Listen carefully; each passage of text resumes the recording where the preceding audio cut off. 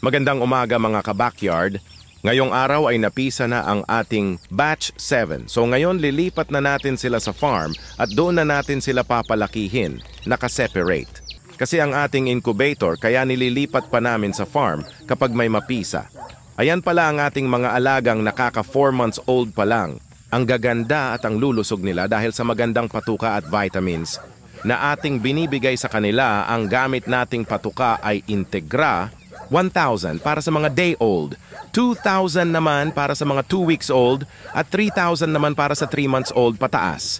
Hanggang sila ay lumaki at sa ating vitamins naman ay ang gamit natin ay Vitamin Pro at Egg 1,000 at Premoxil at Sulfar para makaiwas tayo sa mga sakit at para maging malusog sila, samahan pa natin ng malinis na tubig. Ayan na ang ating farm boy na si John John. Magpapakain na siya ng ating mga month-old na alaga, lagi yang nakangiti si John John. Ang kinagandahan dito sa lugar natin ay medyo malawak guys. Hindi ito sa aming lupa. Sa kaibigan ko ito, dito niya lang ako pinatayo dahil wala pa kaming nahahanap na mabibiling lupa. Kaya sobrang salamat sa aking kaibigan na tumulong sa akin para masimulan ko itong pag-aalaga ng manok. Ayan, nakangiti na naman. Masipag yan na bata at maasahan dito sa farm. At sunod niyang papakainin ay ang ating mga breeders at mga 4 months old na alaga.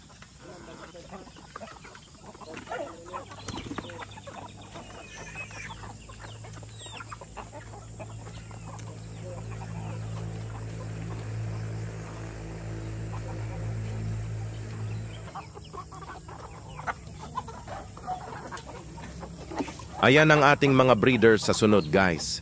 Seseparate natin sila dahil patapos na ang ating mga ginagawang kulungan para pure breed na ang ating ma-produce at madami na sa ating ang nag-i-inquire na mga restaurant kung kaya daw natin silang mabigyan ng pang-meat type, kaya minamadali na natin para makapag-source na tayo sa kanila.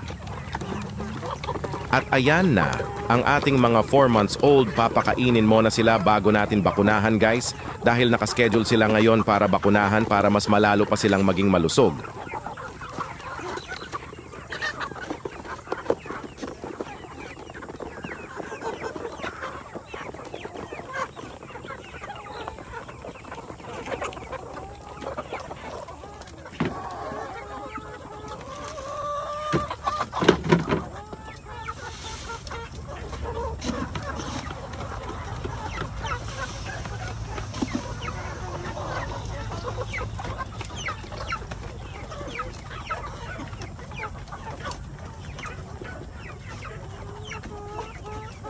Ayan, tapos na silang kumain, huhulihin na sila ng ating mga masisipag na farm boy para mabakunahan na sila.